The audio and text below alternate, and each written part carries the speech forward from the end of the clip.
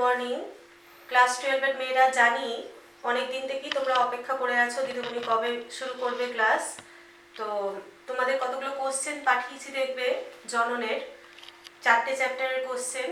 প্রথম চ্যাপ্টার জীবের জনন, তারপর সপুষ্পক উদ্ভিদের যৌন জনন, তারপরে আছে মানব প্রজনন এবং চতুর্থ চ্যাপ্টার হচ্ছে প্রজননিক স্বাস্থ্য। 4টে চ্যাপ্টারের কোশ্চেন তোমাদের আমি পাঠিয়েছি। সিকোয়েন্সটা একটু উল্টোপাল্টা হয়েছে, তোমরা একটু বুঝে দেখো। তোমাদেরকে কতগুলো নাম্বার বলে দিয়েছিলাম কত থেকে কত অবধি কোশ্চেন আছে। তো প্রথম চ্যাপ্টার জীবের জনন।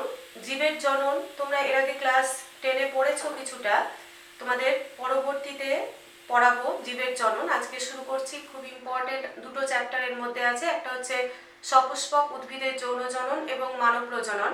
শুরু করছি সপুষ্পক উদ্ভিদের যৌন জনন।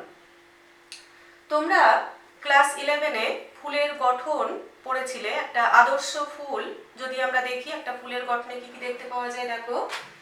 দেখা যায় প্রথমেই পুষ্পবৃন্ত, পুষ্পাক্ষ এবং পুষ্পস্তবক, 3টে অংশ দেখতে পাওয়া যায় একটা আদর্শ ফুলের গঠনে। পুষ্পবৃন্ত কাকে বলা হয় আমরা দেখতে পাচ্ছি, দেখো পুষ্পবৃন্ত একটি ফুল কাণ্ড বা শাখা প্রশাখার সাথে যে সরু দণ্ডাকার অংশের সাহায্যে যুক্ত থাকে তাকে বলা হয় পুষ্পবৃন্ত।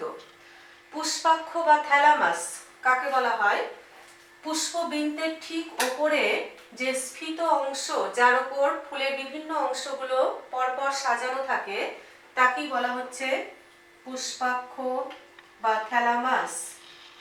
এবং তারপর আমরা দেখতে পাচ্ছি দেখো ফুলের বিভিন্ন অংশ, ফুলের বিভিন্ন অংশগুলোকে আমরা প্রধানত দুটো ভাগে ভাগ করি। কি কি না, এক হচ্ছে সাহায্যকারী অংশ এবং জননে অংশগ্রহণকারী অংশ। তোমরা পড়েছো এর আগে। সাহায্যকারী অংশের মধ্যে কি আছে, আছে হচ্ছে বৃত্তাংশ লিখবো এখানে, তার কারণ একটা মাত্র পার্টকে আমরা বোঝাচ্ছি, এবং দলাংশ। বৃত্তাংশ এবং দলাংশ এরা মিলিতভাবে তৈরি করছে বৃতি এবং দলমণ্ডল। এরা সাহায্যকারী কেন, তার কারণ এরা কোনো জনন কোষ ধারণ করে না, জনন কোষ ধারণ করে না, উৎপন্ন করে না, কিন্তু উদ্ভিদ প্রজননে গুরুত্বপূর্ণ ভূমিকা পালন করে, তার জন্য সাহায্যকারী। আর অংশগ্রহণকারী হচ্ছে তোমরা জানো, এক হচ্ছে পুংকেশর, মিলিতভাবে তৈরি করছে পুংকেশর চক্র, পুংকেশর এবং গর্ভকেশর, মিলিতভাবে তৈরি করছে গর্ভকেশর চক্র। তো পুংকেশর এবং গর্ভকেশর জননে অংশগ্রহণকারী কেন, তার কারণ পুং জনন কোষ অর্থাৎ পুং রেণু এবং স্ত্রী জনন কোষ তথা স্ত্রী রেণু বা ডিম্বাণু উৎপন্ন হয় এদের মধ্যে, সরাসরিভাবে এরা উৎপন্ন করতে সাহায্য করে, তাই এরা হচ্ছে অংশগ্রহণকারী অংশ। তাহলে একটা ফুলের, আদর্শ ফুলের 4টে অংশ থাকবে। কি কি না, একটা ফুলের বিভিন্ন অংশগুলো যদি আমরা দেখি, শুধুমাত্র স্তবকগুলো যদি চিন্তা করি, তাহলে বৃতি, দলমণ্ডল, পুংকেশর চক্র এবং গর্ভকেশর চক্র, এই 4টে অংশ দিয়ে তৈরি হচ্ছে একটি আদর্শ সম্পূর্ণ ফুল। কিছু কিছু ফুলের ক্ষেত্রে দেখবে যে আমরা বলি অসম্পূর্ণ ফুল। অসম্পূর্ণ ফুল কেন না, এই 4টি স্তবকের মধ্যে যদি কোনোটা না থাকে, 4টির মধ্যে যে কোনো একটা যদি না থাকে, তাহলে তাকে আমরা অসম্পূর্ণ ফুল বলে থাকি। অসম্পূর্ণ ফুল জননে অংশগ্রহণকারী অংশ না থাকলেই হবে এরকম কিন্তু কোনো মানে নেই।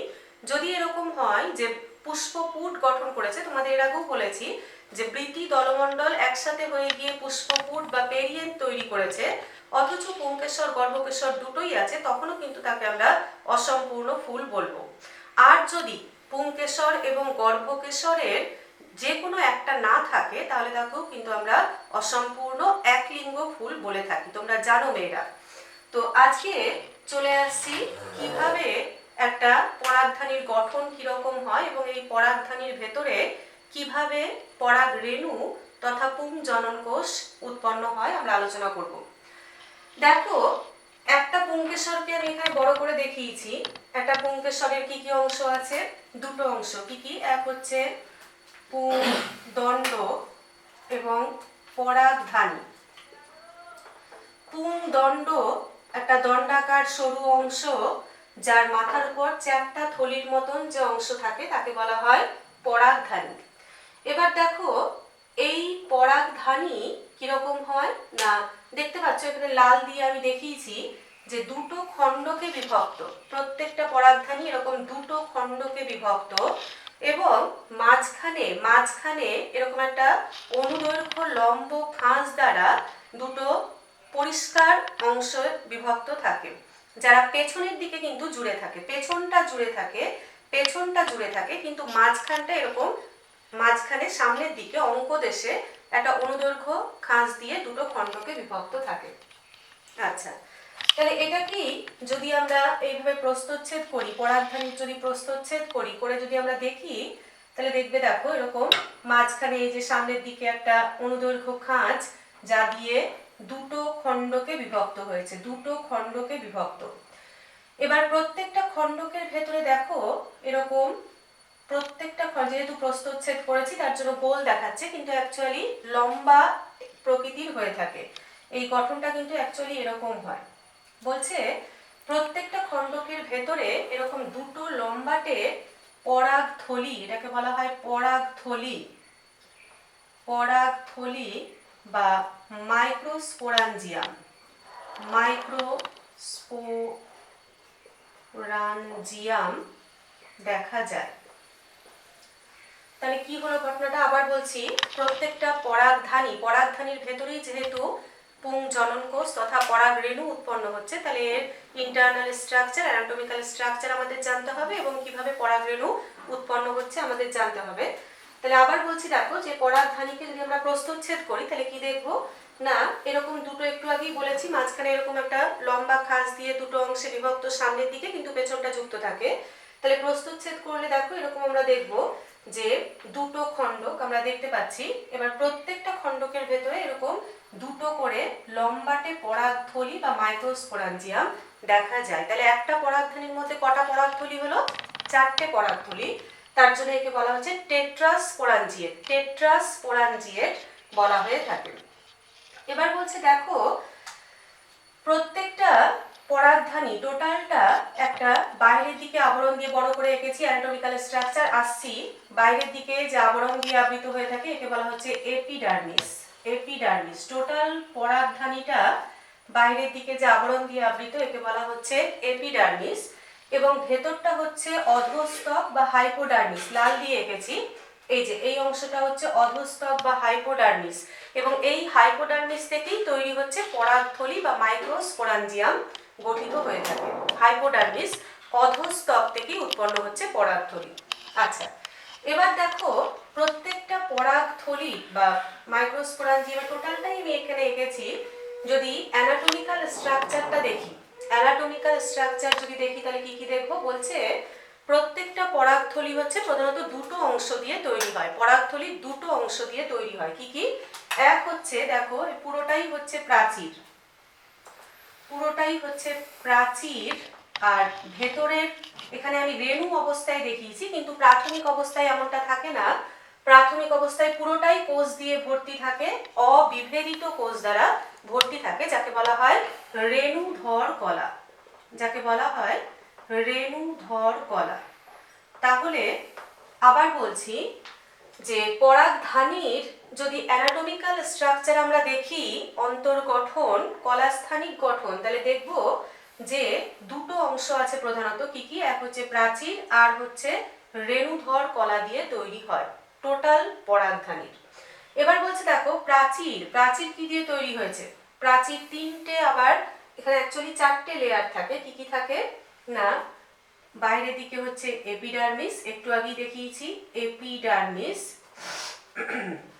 তারপর তার নিচে দেখো নীল দিয়ে এঁকেছি, এটাকে বলা হচ্ছে এন্ডোথেসিয়াম, এক স্তর যুক্ত, এটা হচ্ছে এক স্তর যুক্ত হয় এন্ডোথেসিয়াম।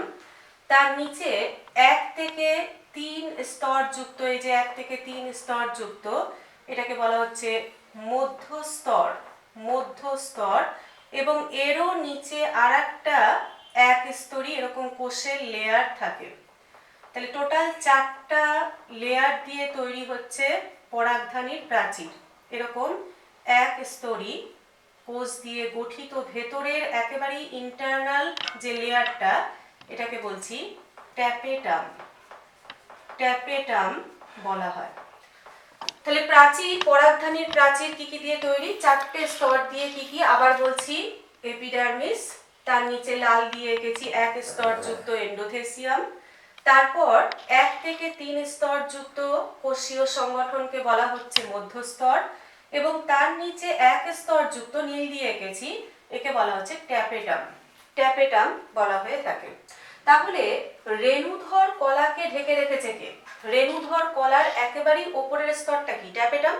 এবার বলছে দেখো এই ট্যাপেটাম দুরকম কোষ দিয়ে তৈরি হয়। ট্যাপেটাম দুরকম কোষ দিয়ে তৈরি হয়। ট্যাপেটাম খুবই গুরুত্বপূর্ণ, একদম ভেতরের লেয়ারটা হচ্ছে ট্যাপেটাম। এটা দুরকম কোষ দিয়ে তৈরি হয়। কি কি? এক হচ্ছে ক্ষরণকারী কোষ, ক্ষরণকারী কোষ এবং অ্যামিবয়েড কোষ। ক্ষরণকারী এবং অ্যামিবয়েড কোষ দিয়ে তৈরি হচ্ছে ট্যাপেটাম, অর্থাৎ রেণুধর কলার একেবারে ওপরের যেটা ইমিডিয়েট যে ওপরের লেয়ারটা সেটা হচ্ছে ট্যাপেটাম। আচ্ছা, ক্ষরণকারী কোষ এবং অ্যামিবয়েড কোষ এরা আলাদা আলাদা ভূমিকা পালন করে। কি কি?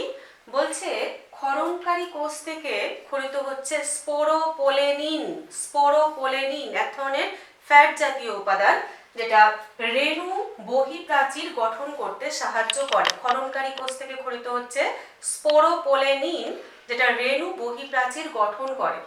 আর অ্যামিবয়েড কোষ, কিছু কিছু কোষ যেগুলো অ্যামিবার মতন আচরণ দেখায়, অর্থাৎ এদের আকৃতির সঠিক আকৃতি বজায় থাকে না, এদেরকে বলা হচ্ছে অ্যামিবয়েড কোষ।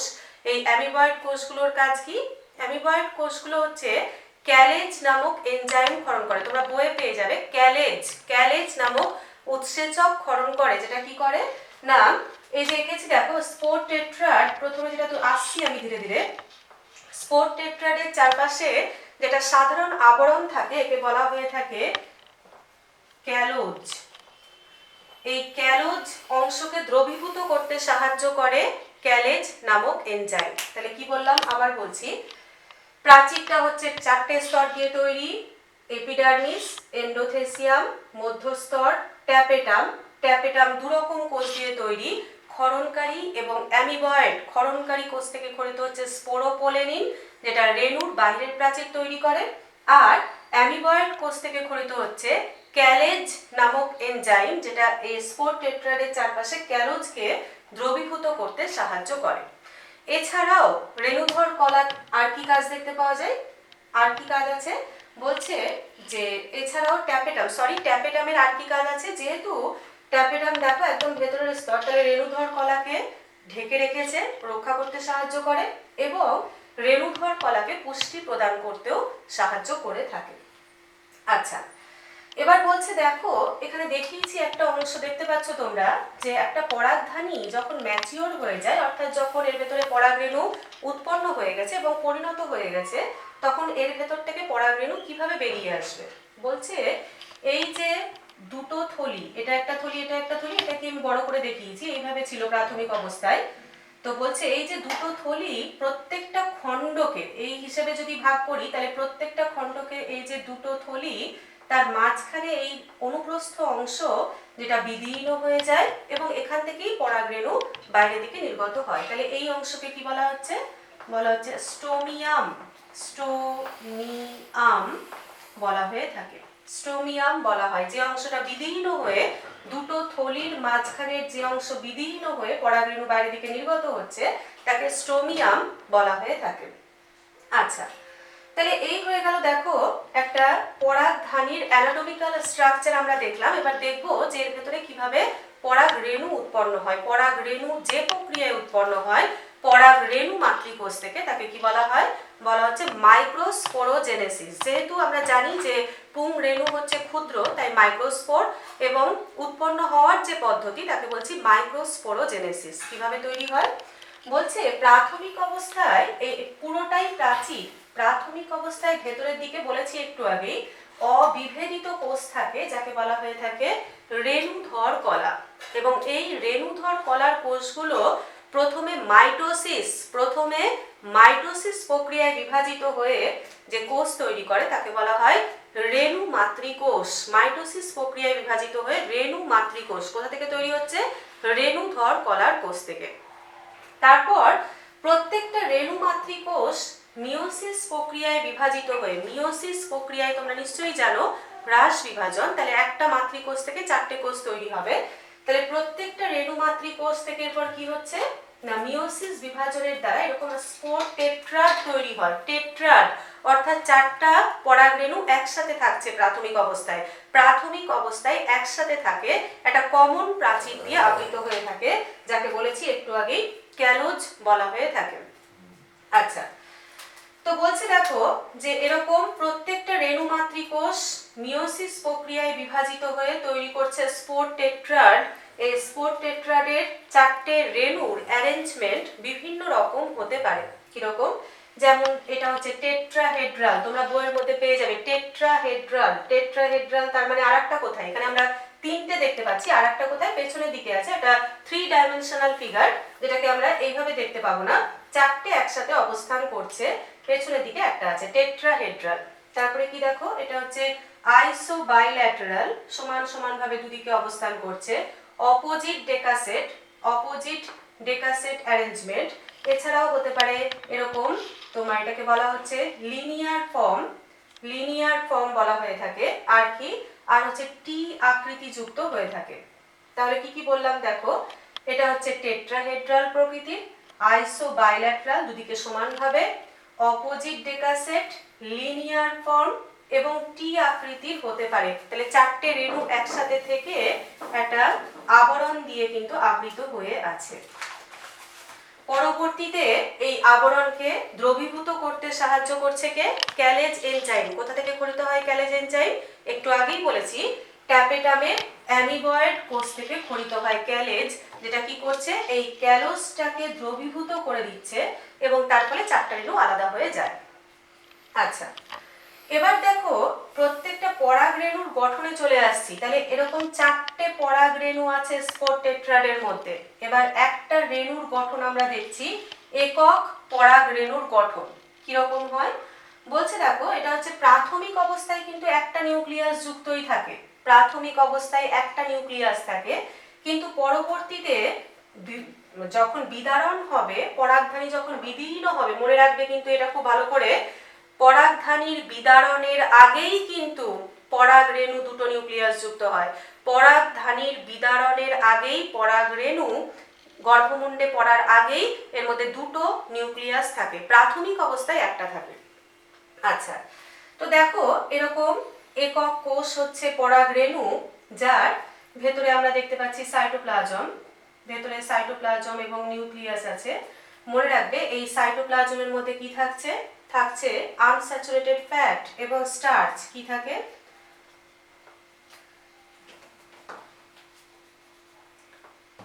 এর ভেতরে থাকছে স্টার্চ এবং অসম্পৃক্ত ফ্যাট দেখতে পাওয়া যায়। কি কাজ করে অসম্পৃক্ত ফ্যাট? মনে রাখবে আনস্যাচুরেটেড যে ফ্যাট থাকছে, এটা একটা রেণুকে রেডিয়েশনের হাত থেকে, বিকিরণের হাত থেকে রক্ষা করতে সাহায্য করে।